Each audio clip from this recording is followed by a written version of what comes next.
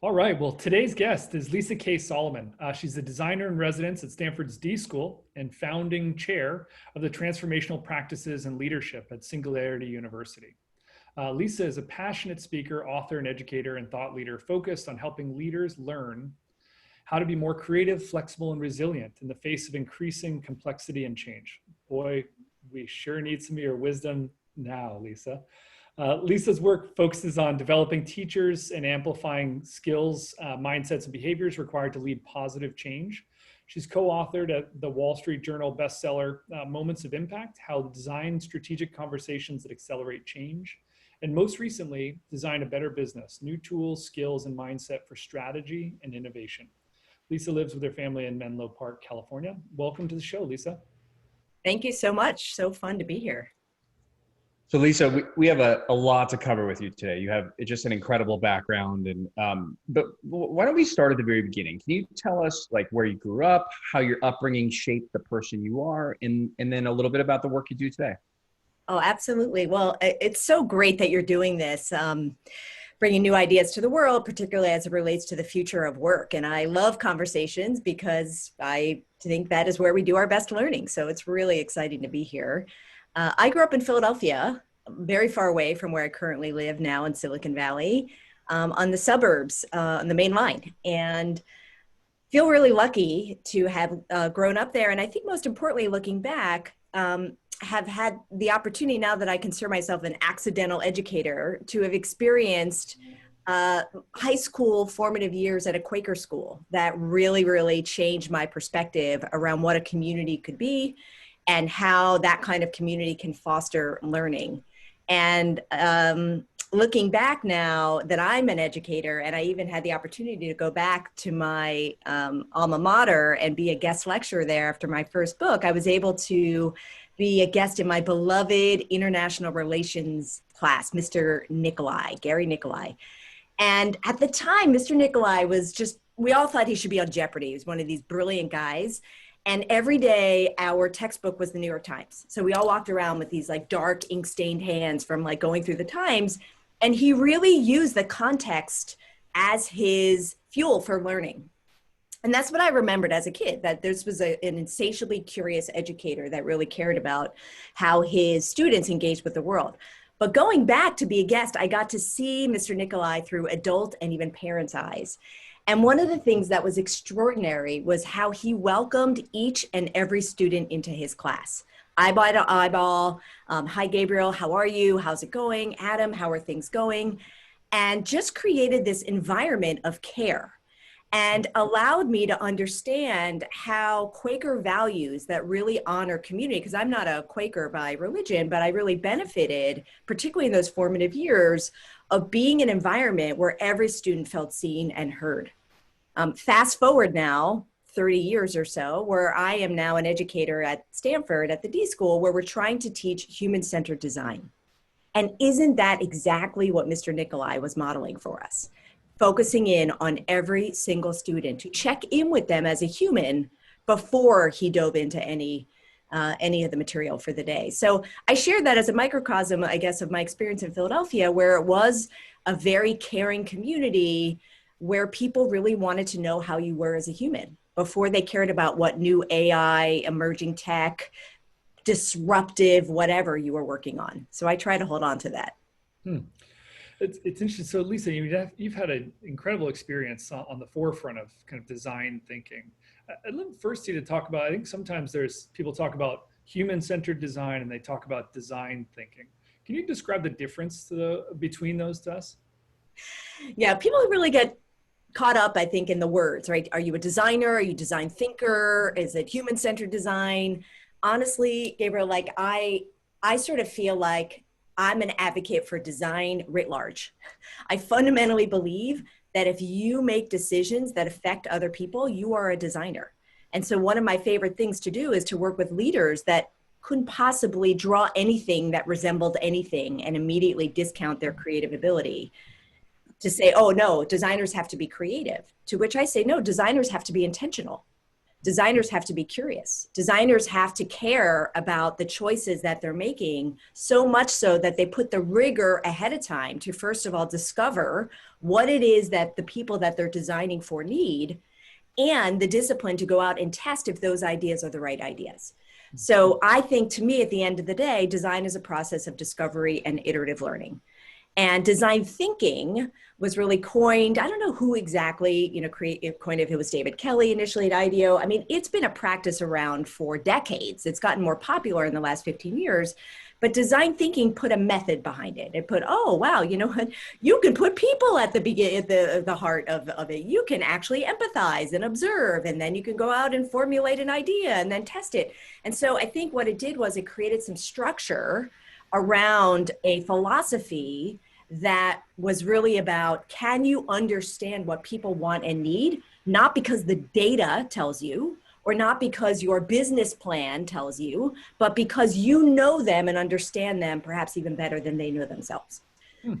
So I think that they are all sort of touching upon different aspects of design, which to me at the end of the day is having the ability to understand how to take in the world from different inputs, whether it's observation, ethnography, design-centered research, where you're asking different questions and you're really immersing yourself in the experience of the person that you're designing for. And that could be your customer, that could be your employee or people that you work with, your colleagues, your partner, your supplier. I think everything can be designed. Now, there's different disciplines behind it. When I say that, I'm in no way take away from the years of craft and the talent that some people have for taking those principles of design, those intentional choices, and turning them into bits or beautiful assets or graphics, right? That's an application of it. But I think, to me, the general notion that design, as I said earlier, is a practice of discovery that allows you to then go and give form to those ideas, to rigorously test if those ideas are useful, is something that everybody can learn. So I want to dig into an example, because I think it'd be kind of fun for people. We talked about this before, that one of your first jobs at an innovation firm, you were hired by Dunkin' Donuts, right? And they were worried in the 90s that their customers had discovered that donuts actually make you fat. Yeah. It's a big surprise.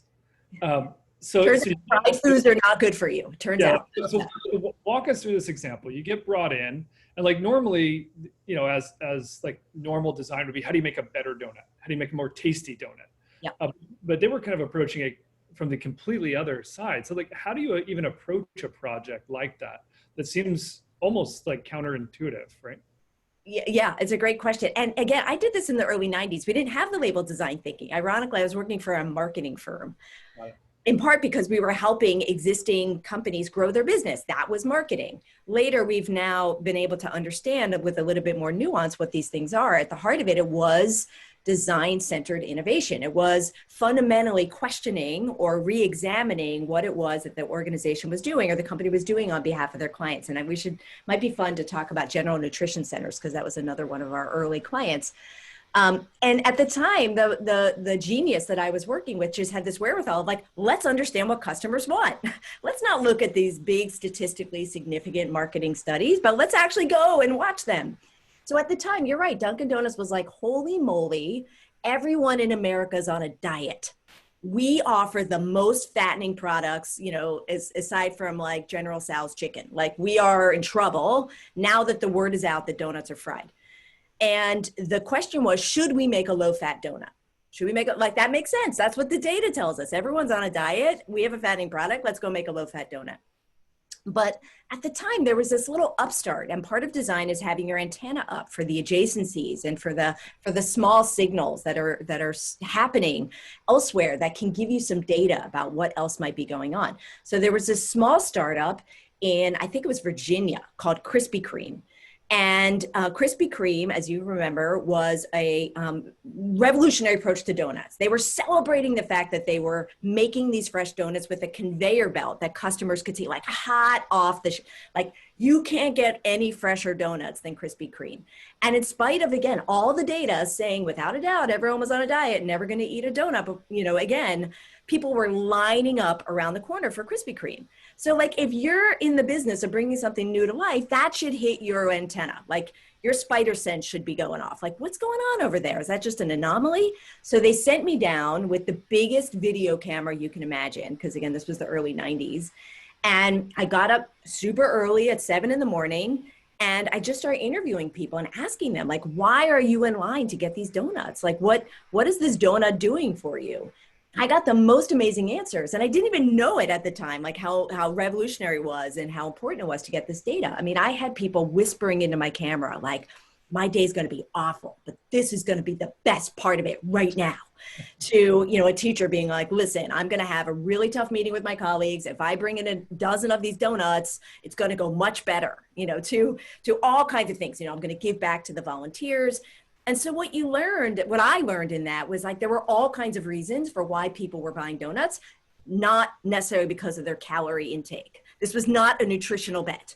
This was an emotional bet. This was a community bet. This was a social bet. And this helped me understand very early what now Clay Christensen has called the jobs to be done.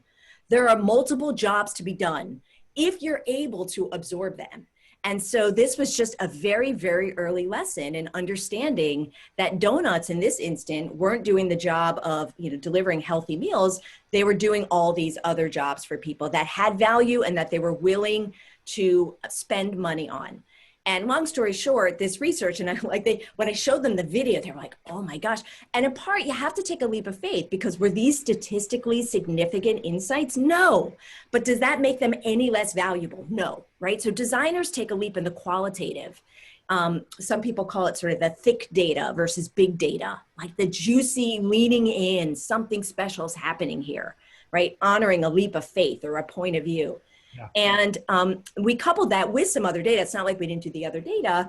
And that helped formulate a different strategy, which was a designer's great gift is to reframe, not how do we make a low-fat donut, but how do we serve our customers better? And in this case, what we realized is that, yes, people felt the stress to be healthier, but they also just felt stress in life. And so could we expand their coffee line to give them more joy that way? And the other thing that had surfaced, which was so interesting, was that Dunkin' Donuts didn't necessarily had a product problem. They had a business model problem, and the fact that they were making donuts in a central factory and then shipping them out. And why do people love donuts? Because they're fresh and they smell great. They bring you back instantly to when you're on the boardwalk and you get that like old-fashioned donuts. So when you go to a Dunkin' Donuts where you're getting donuts built that were baked somewhere else, you're not getting that smell. You're getting the smell of the cleaning product on the floor.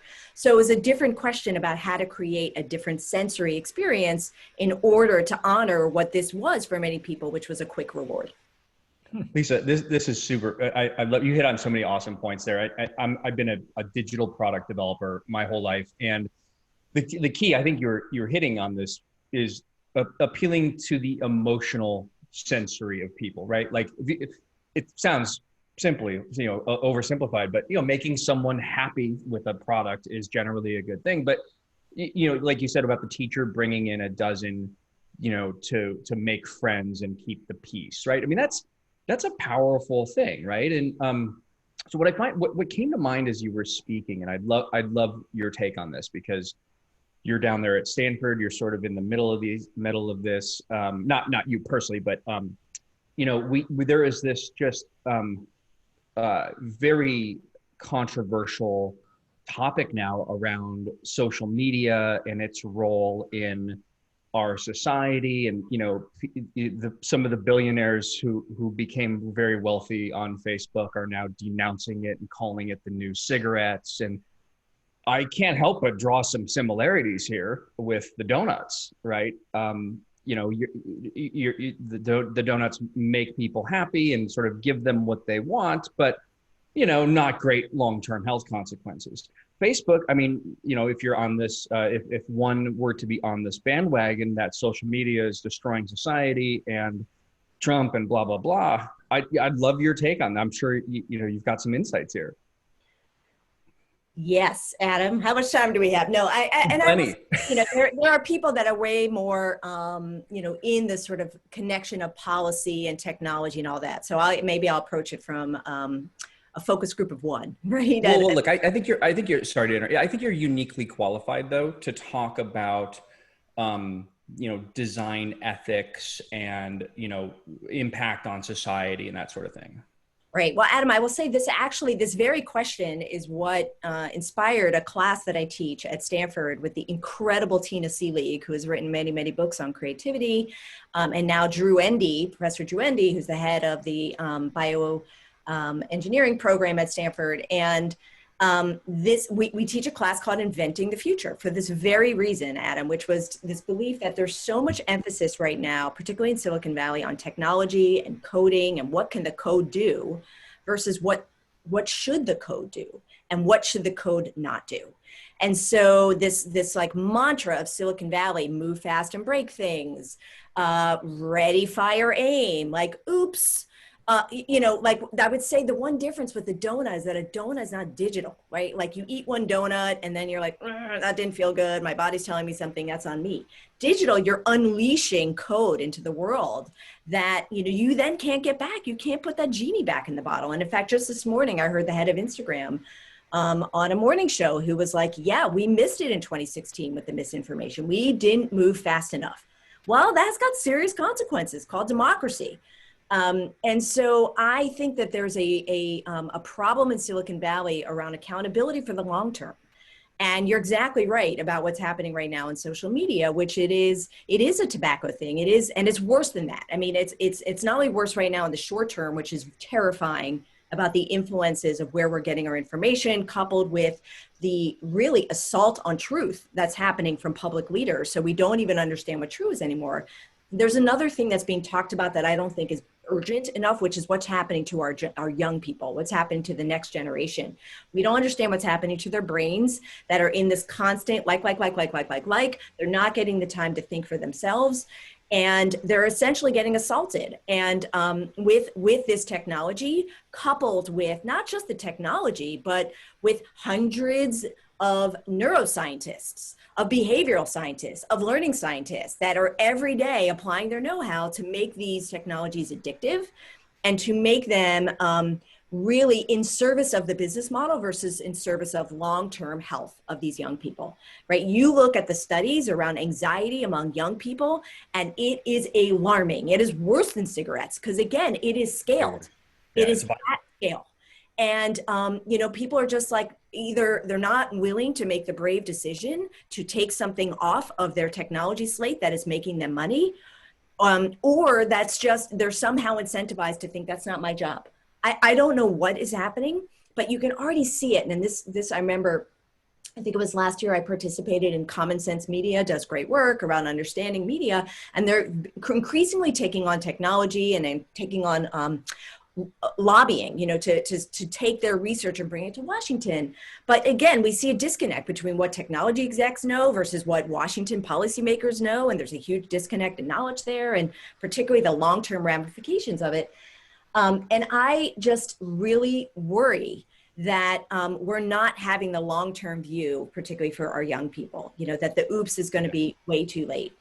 So all of this is a long way, Adam, of saying this is what inspired this class I'm teaching with Tina and Drew called Inventing the Future, where every week we introduce Stanford students to an emerging technology and ask them to create a 50-year utopian and dystopian future, projecting out the implications of this technology. We are point of view agnostic on the technology. What we care about is that they're practicing imagination, long-term thinking, creativity, anticipatory design, and essentially opening up their own neural pathways to be able to breadcrumb from the known to the unknown. And we just don't have enough time. Organizations are not incentivized to say, wait a minute, before we build this, let's go into the unknown. What could go wrong here, right? CEOs are not rewarded for not doing the thing that could have gotten them in trouble. They're rewarded by all the stuff that shows forward momentum. So I think we have massive misalignment there, not to mention we haven't practiced these skills of imagination, of curiosity, of really moral long-term thinking that I just think we need in urgent demand right now. Yeah, it's definitely an incentives problem, right? Because people are, Instagram's not going to give this up. TikTok, there'll always be another one, and they are handsomely paid to create this FOMO and get people hooked on dopamine hits. And I agree with you. I actually think all of it is a big red herring, except what you mentioned, what's happening to kids, right? Like this endless shame cycle, and you know what this. It's like you used to go to school, and the most you could be bullied was 6 hours, right? And now it's 24/7. So one thing I remember, I was so excited about the other threads. I forgot to come back to the Common Sense Media experience that I had, because I think it does come back to design. And David Eggers, I think it was him, he had a panel of these young people, various sharing their stories about technology and how it has really disrupted their lives. It's really destroyed their lives. And you could hear, for example, this one 14-year-old talk about the fact that she just wasn't sleeping at night. She couldn't put down her phone. She couldn't stop, really looking at these programs and Netflix and all that. And you could almost hear the judgment in the room. Like, why don't you have digital media rules in your house? Like, why do your parents let you have that phone in your room? And, and I, as the designer, I was like, we're asking the wrong question. You're going to tell me you're asking this 14-year-old girl to go up against these neuroscientists and these AI experts and these PhDs that it's her fault? Isn't this the most pervasive way to try to address this problem? I was incensed by it. I mean, I just felt, and that's what I see. I mean, full disclosure, I'm a mom of 2 teenage girls, and I see it all the time. Like, if we just had better digital media hygiene. No, the system is broken. And it is unfair to ask a young person whose executive functioning brain is not developed to go up against these hordes of PhD that are designing for them to be addicted, for them to be stressed, for them to be anxious. And I think it does. I was thinking about this, knowing we were going to have this conversation today. It does relate to the future of work. These are your future employees and your future leaders. What kind of foundational stability are they getting right now? So this is a big, big problem that we are not talking about yet at the level that we need to. For sure. I mean, I'm a big fan of Jim and that Common Sense team. They're actually a Brain Trust client. We build software for them. And it was funny. I met them several years ago, and it was I was fascinated by the aggression they had toward Instagram and YouTube. And I remember like just being a dumb, naive guy with no kids at the time. I was like, who cares, right? Just delete the app, and it's like, I've come 180 on that because now I have kids and they're not quite on the phone yet. But so, I mean, look, Tristan Harris used to work out of that office. Maybe he still does. And when he first came around, I was like, what are you talking about, man? And now, it's like, wow, how prescient this guy is. And like, so Lisa, when do you think we'll have a Tristan in every C-suite in a tech company? Well, it's an interesting question. I mean, I think there's lots of missing seats in the C-suite, that being one of them. And as you know, there's a difference between having someone in the C-suite with someone who has real power and authority to make a difference, right? And Good in many point. ways, I'm always looking for patterns, right? Like we've had, for example, people in senior positions focused on diversity, equity, and inclusion for a long time. Not a new issue. How much power did they have? How structural were some of those choices built into the strategy, into how we foster culture? And so we can use these moments as opportunities to make real change, right? Not just the cosmetic change, but the real change. But it requires us to slow down and to ask, what do we really care about here? What are we putting out in the world? How are we authentically making the decisions for ourselves in the same way we make them for our customers? So that's leadership. And I think that's been the essence of my work over the last 20 years, is to say, what is leadership in a moment of continued change and complexity? What are we asking of our leaders? Because, I mean, we could even just look at it, like where do a lot of leaders come from? They get MBAs, Masters in Business Administration. For a long time, I've been arguing, like, what is that degree? Like, shouldn't it be Mastering Business Ambiguity? Like, what are we administering? We have to develop practice time in these new leadership areas of curiosity and empathy and imagination and resilience and relationship building and storytelling. We're doing it a little bit and we're seeing it, but it's like very much on an a la carte basis, right? So I'm always trying to look for those leaders that I think are modeling those behaviors and be like, look at that, look at that. That's what we need more of. I mean, that's a great segue. It was the next topic I wanted to dig in with you what are you telling leaders these days? And, we haven't even mentioned the elephant in the room. I mean, we're all locked in our home offices here. We've lost this personal interaction. I'm reading a book on neuroscience right now, and it's talking about how physically being in the same room is like the energy, like nonverbal, right? It's such a big part of how we communicate and bond and build trust and diffuse conflict. And it's all been taken away, right? It's completely obliterated, rightfully so or not. We don't have to get into that. But how are you coaching leaders now? Or what's your thinking on this? It's a really great point, Adam. And it's over time. And I'm really actually intrigued by some people are raising the important question. We've talked a lot, for example, about resilience. We tend to think of resilience as like episodic rebounds, like, oh, you didn't, make your quarter, let's bounce back. You didn't make, the play that you wanted to, or the deal fell through, bounce back. This is a different kind of resilience. This is like sustained endurance. How do we handle that kind of, that's a different kind of energy. And I think, that's been the transition we've been in when we were looking towards the fall, getting back to whatever normal-ish felt like. We're now in a new phase, not to mention the increased complexity about what's happening in our political environment, what's happening, in our physical environment. I mean, I'm calling in from Silicon Valley.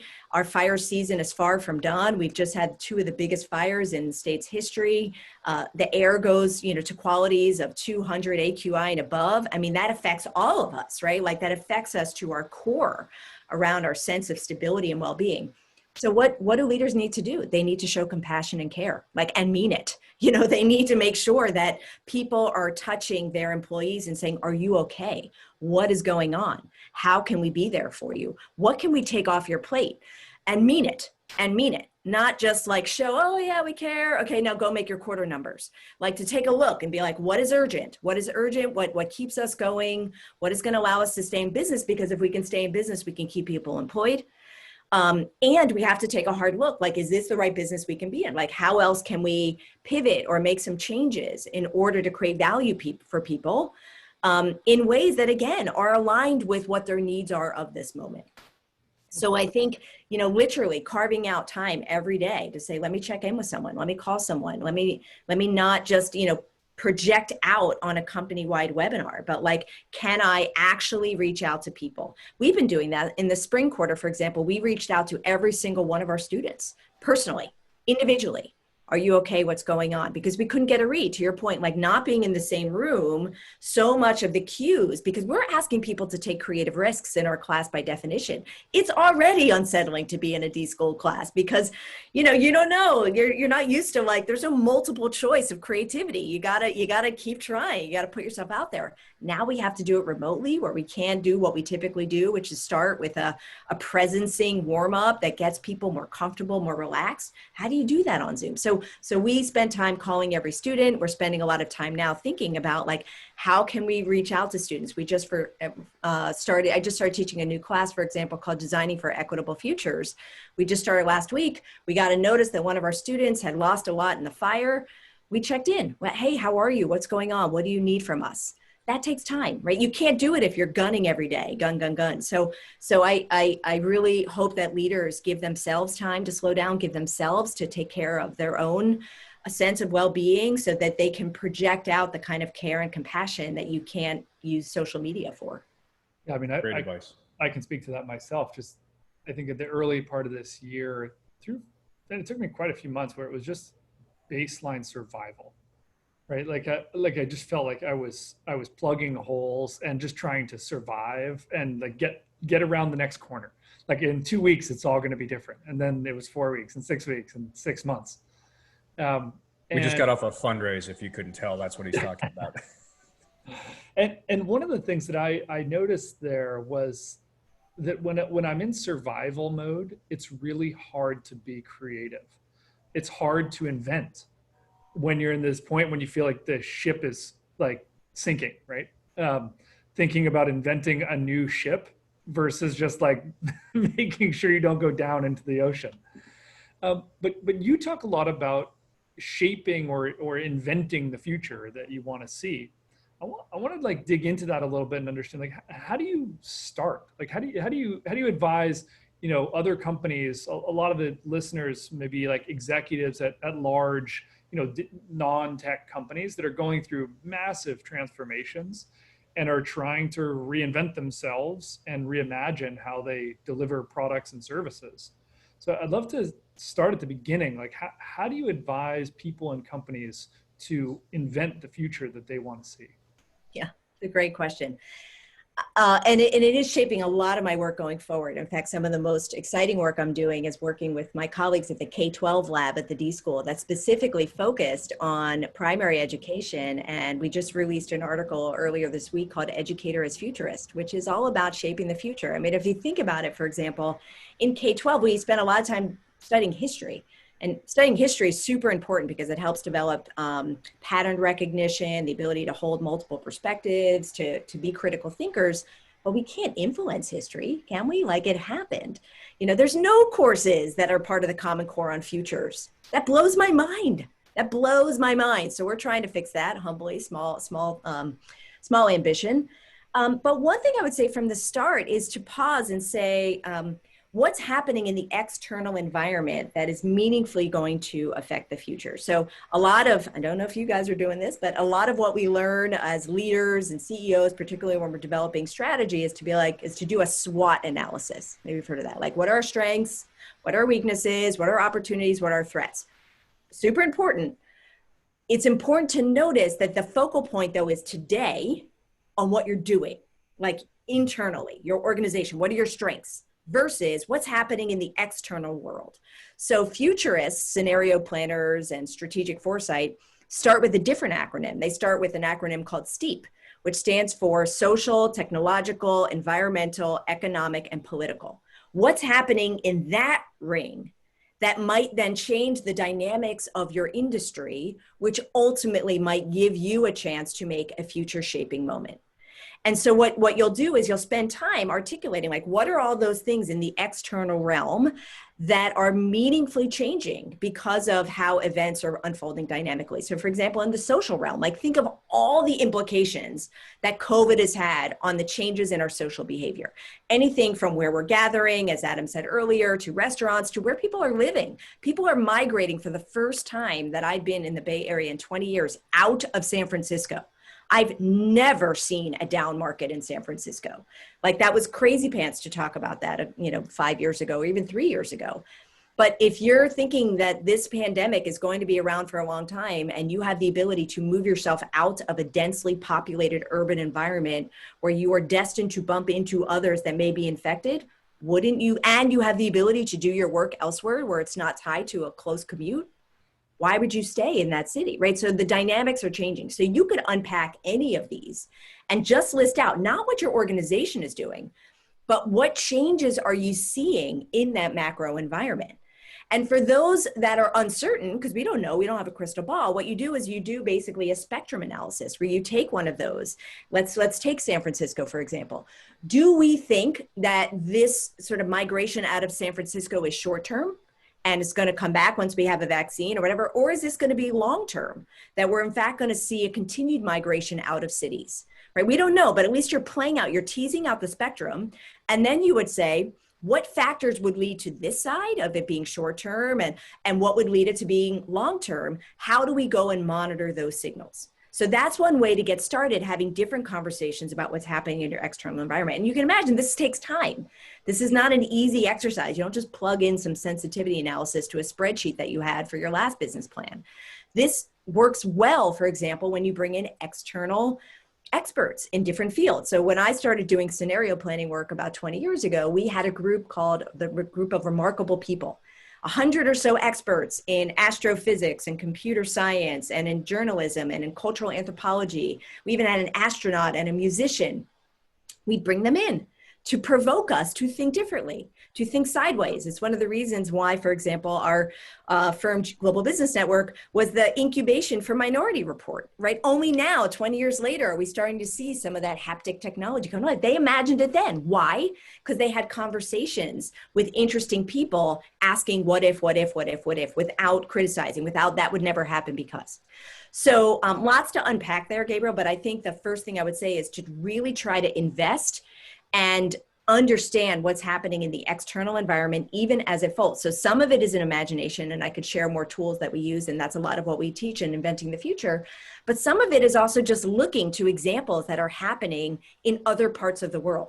So for example, early on in the pandemic, I'm part of this amazing authors group with authors all over the world. And one person was giving us the sort of G2 of what was happening in Singapore. Thinking like a futurist, you're like, oh, they're 3 months ahead of us. They're doing temperature checks. They're doing hybrid learning. They're doing things that with plexiglass. And it's like, that's data for us to take in and to use. And just today, for example, the New York Times pointed out, like, it's not a pretty story. And again, we don't want bad news, and entrepreneurs certainly don't want bad news, right? They are wired for good news because they've got to keep momentum forward. But like, what can you learn from other countries or even other time periods where you were in one position, but then you had a fall? And the New York Times were just talking about, like, you know, God forbid, if America is in collapse, what are the signals? What can we learn? How do we allow ourselves to rehearse even the dark futures to get ahead of it, to say, well, how do we shape the future by trying to prevent some of those things from not happening? Not the least of which is invest in the things that we do want to happen. Lisa, that's an awesome framework. I'm like taking notes here. And just curious on the San Francisco thing, what was the verdict? I was just real-time riffing. I don't know. I thought you actually worked that study. No, I'm just real time. I mean, that's the thing. It's like, we got to flex our observation skills like crazy. And again, getting back to the leadership question, to be willing to ask questions about things we know nothing about. I know nothing about transportation in San Francisco or housing, truly nothing. But I am starting to hear stories when my nephew, who is a 30-something that lives in San Francisco, who's like, yeah, we just got the greatest deal ever on an apartment because everybody's leaving and rates are great. So again, that's similar to the Dunkin' Donuts story, right? Like, yeah. You know, the official future, which is what, you know, futurists call the future we have in our mind, which is often the rosier version of what is, you know, we had experienced, what's known but rosier. So good news in general, humans are wired for optimism unless we feel like we're in a threat or flight response. But the problem is that doesn't serve us well if what we need to do is tap into our peripheral vision. Is to say, wait a minute, is there a pattern going on here? What's going on here? And then later we get the evidence. Luckily, someone says, oh, wow, yeah, this is a real thing. So I think the question is for leaders and for innovators and entrepreneurs is to like lean into the instinct and the thing that's catching their eye that feels like an anomaly. How can you go and you learn more versus discount and say, no, that's not in my model. So therefore, I'm not going to pay attention to it. Yeah. There's so many more things there. I feel like we could do another episode on it. Gabe, will you grab the next topic? I need to close my door here real quick. Yeah, absolutely. Well, before we go on to that, I'd love to talk, maybe use some of that same framing to look at maybe the topic which is near and dear to us, which is around future of work.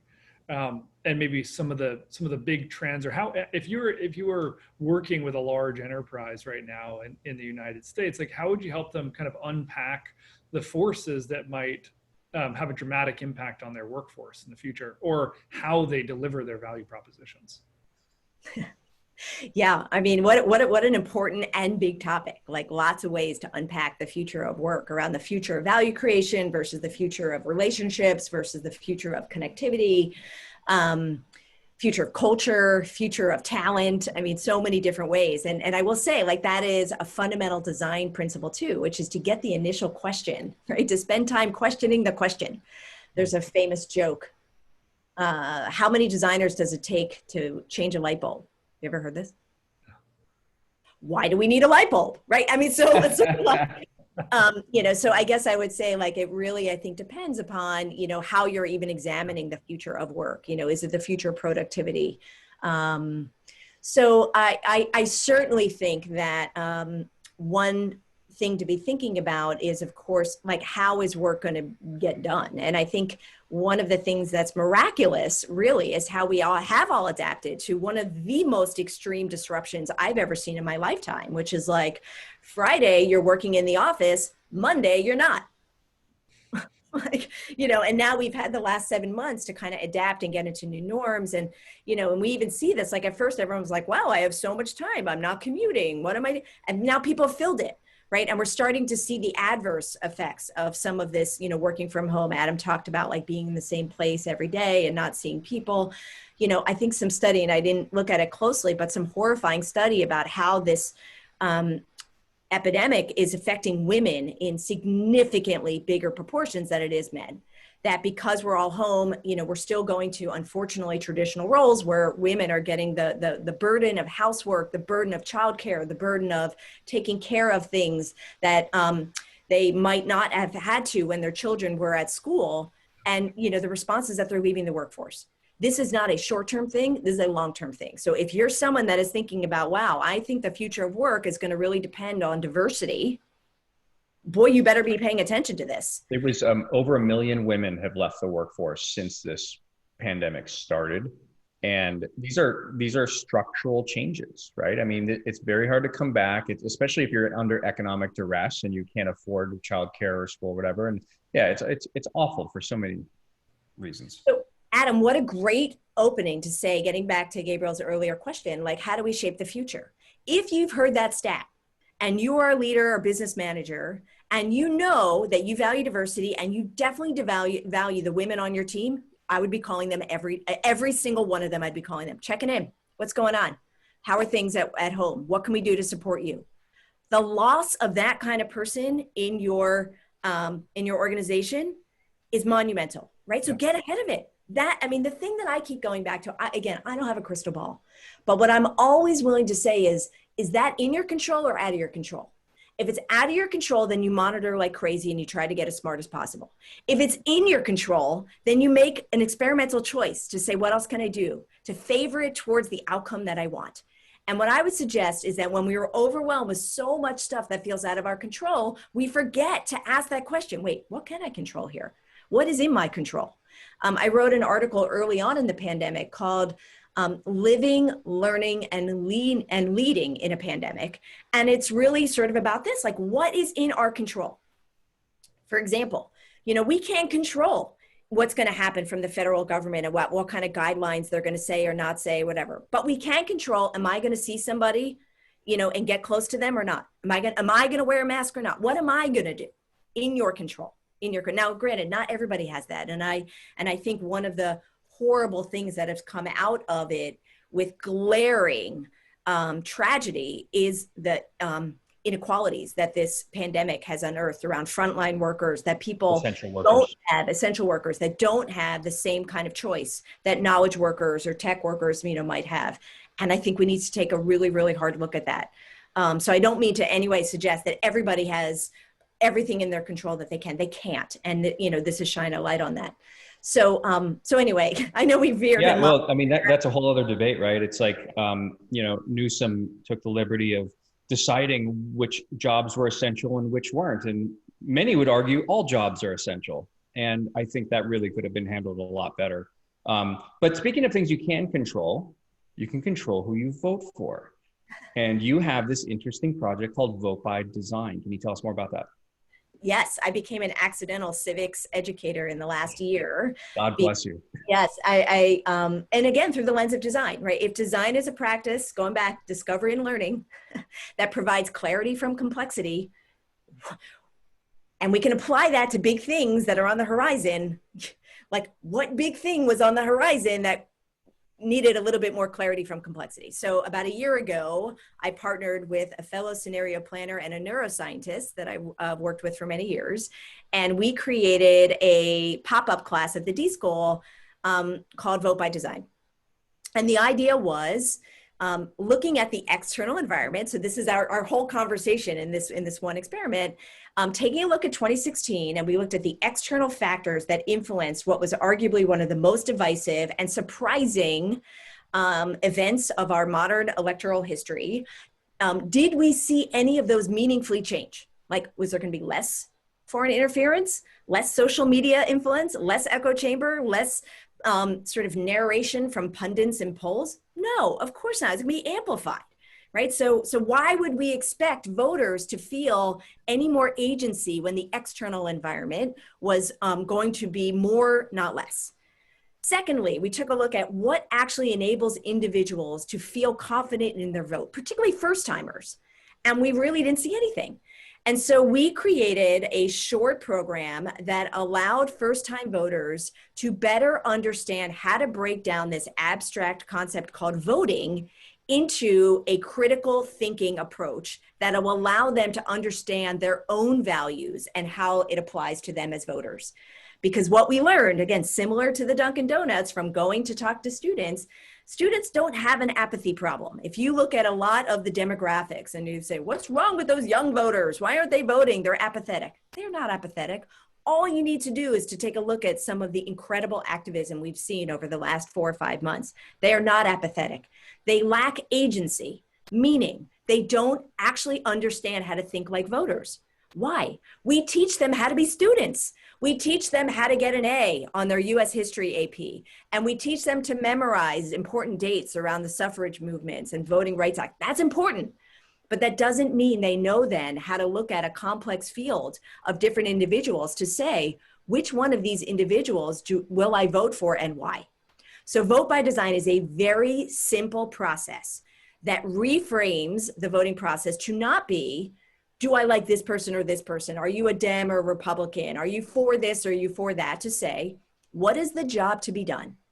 When you are hiring a president with your vote, what is the job that we're asking them to do, like in detail? And then based on that, clarification, what past experiences, leadership qualities, and personal attributes would make someone best for that job?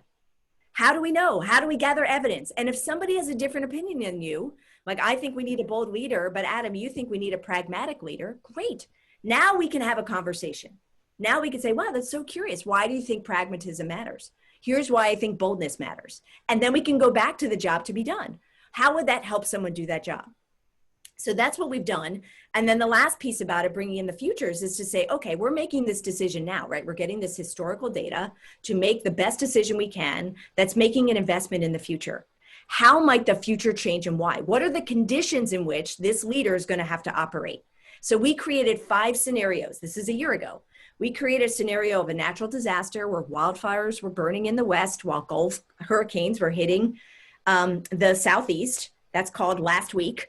We created a scenario of dangerous militants taking over cities, Portland, and that was based on Charlottesville, what happened. We created a scenario of a pandemic, of a flu-like virus that emanated in China and took down the world economy. We wrote this in May of 2019, right? Not because we're clairvoyant, but because we did exactly what I said to Gabriel we were doing earlier before. We were looking at the external events, taking small, what looked like anomalies in history, looking at the forces around them and saying, of course they're going to happen again. And so what we did in this process was we exposed students to these future scenarios and asked them, what kind of leader do you want? What kind of leader do you want addressing the American people in these kinds of crises? And it was very powerful for them because it took it out of the academic removed set of conversations and really allowed them to embrace it, because we literally asked them to make presidential briefings embodying the qualities that they thought mattered on behalf of this future scenario. And I can So tell how you, do we export this to Ohio, Michigan, Wisconsin, Pennsylvania, where people's votes actually matter, unlike where we live? oh my gosh, Adam, well, I have been on a tear. I mean, if you see bags under my eyes, it is because taking our own design practices over the summer, we turned this into a digital program that allowed all teachers to bring it into their classrooms. We had professional development trainings and whatever. And guess what? We found out teachers were so tired. And even though they knew this was important, they couldn't bring it in. So then we said, okay, well, we'll just run it for you. So my colleagues and I think just running the programs ourselves, like later on today, I'm like, give me your Zoom, give me your students, I will run it for you. I will parachute in. Wow. And we have a number of us. And I think we have touched at this point over 2,000, maybe 3,000 students with this program. And we created individual self-paced workbooks. So again, we listened to teachers. We said, okay, we know you care about this, but we also know you don't have any more minutes. We also know how exhausted you've been trying to adapt your curriculum to remote. So just give this cool interactive student workbook and allow them on their own to explore these questions, and you can use class time for conversation. And then the last thing we're doing, which has been so exciting, is that we are partnering with other unlikely civic educators and activists in the form of coaches and professional sports. I ran this program for the Chicago Bulls a couple weeks ago. Last week, I talked to the National Association of Basketball Coaches, 1,000 of whom have signed a pledge to say they want to get their student athletes not only registered to vote, but active, feeling their own agency. So it's through those kinds of bets, right? Experimentation, learning. What do you need? How can I create value for you? How do I make this easy for you? And when I talked to the coaches, I was like, look, here's how you break it down. While they're stretching, ask them this question. If you have 10 minutes after you watch films, try this. Not like go through the curriculum bit by bit, but meet them where they need to be met. Fascinating work. Thank you so much for that important work that you're doing to help empower the next generation of voters. Well, I'll tell you this, Gary, I would say this. It's been some of the most exciting work I've done, because at the end of this 45-minute or even sometimes 30-minute exercise, we ask them, I used to think ... and now I think ... which I think is like the best sort of mark of a mindset shift and an agency shift. And just time and time again, we've heard, I used to think it was hopeless, and now I think I have a part to play. Or I used to think what my parents thought, and now I think for myself. Yeah. Or I used to think that this policy was the only thing that mattered, and now I realize it's really the character of the leader. So when you see those kinds of changes happen so quickly, to me, that's design in action. Yeah. Oh, it's fantastic. Thank you so much. We're going to transition to something we call a lightning round. So the idea is just kind of stream of consciousness, quick answers. The first one would be, what's one technology that you think will dramatically accelerate the future of work? Imagination. I know it's not emerging tech, but we got to get ahead of it to understand which of these emerging techs to fast forward and which to slow down. So to me, imagination is a human technology. Lisa, who's one person you follow closely on this topic of the future of work? I spent a lot of time reading what my dear mentor and colleague Eamon Kelly writes. He is now the chief futurist at Deloitte. He was the head of Global Business Networks Global Business Network when I worked there, and he's genius. And he's been talking about the transition from hierarchical power to network power for a decade. So we're a big fan of his work. Actually, we should have him on the podcast as well. We talk about like the unbundling of the firm. He is brilliant. He's brilliant and is a sense maker, and he is the most articulate narrative creator, right? I mean, he not only understands it, but he knows how to communicate it in ways that other people will get. So yes, I endorse him as a guest. Fantastic. Is there kind of one article or piece of research that's fundamentally shifted your perspective on kind of what work looks like in the future? I don't know if there's one article. Years ago, I was really moved by John Seeley Brown and John Hagel's Power of Pull, which again talked about the shift of moving from like assets to flows, which is very similar to Eamon's work about understanding how value is going to get created and how that happens in a networked, decentralized, social media filled world. Which you could say is sort of like fueled the gig economy. And I think, what's happening next around the democratization of some of our core technologies. So I think, that work is really, really important. And the other that, again, now that we're in such a moment where we're in triage mode all the time, I remember it's probably about 10 years ago reading an article by David Rock on the neuroscience of stress.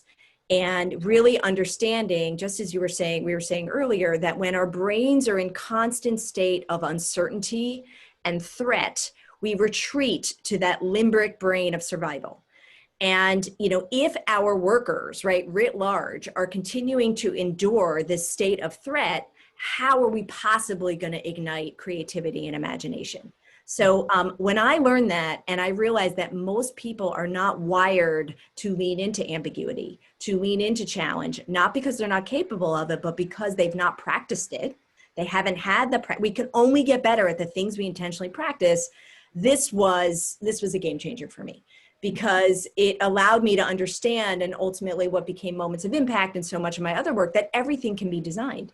And so if you go in to any conversation or any moment and realize, oh, the person I'm designing for is really feeling on the back foot, they have one foot out the door, or they're 1 foot, there's something's going on, you're going to design that experience to be very, very different than if you hadn't taken the time to realize that that's what is going on for them. Lisa, I feel like we uncovered at least 2 or 3 topics that I'd love to do another hour each with you, but we are bumped up on time here. This was such a pleasure to speak with you and hear your thoughts on this stuff, and sincere thanks and appreciation for the great work you're doing, benefiting the next, hopefully current generation and ones to follow. Where can people find out more about you and the D School? Great. Well, thanks so much, Adam. So I'm on Twitter. I'm not yet on the Instagram, so I try to be active there. So that's at Lisa K. Solomon, all spelled out, K-A-Y, and all O's for Solomon. And on my website too, I'm constantly, posting new ideas, new articles. So that's a good place. And the D School is doing some amazing work around educator as futurist. So like I said, we just published an article. We've been doing a lot of work around helping school leaders prepare for uncertainty. And of course, Vote by Design is a very, very active website. And certainly in the 30 plus days leading up to the election, we're doing what we can to just give people agency, that they don't have to have this election happen to them. I think that's the biggest thing I could say. Like, a lot of people feel like their vote doesn't matter. It matters. It matters a lot. And the evidence is clear that when you have a plan, whether you're going to vote early, in person, by mail, don't just leave it to the abstract. Actually break it down. It's worth 10, 15 minutes thinking through. So we're really doing what we can to amplify the amazing efforts that so many are doing to help make sure that all of us feel like we have a voice in our future. Awesome. Well, thank you again so much for being here. And hopefully next time we can get together in person. Adam, Gabriel, thank you so much. Thank you for this work. It's so important, and I'm really grateful for the opportunity. Wonderful to have you on. Have a great day.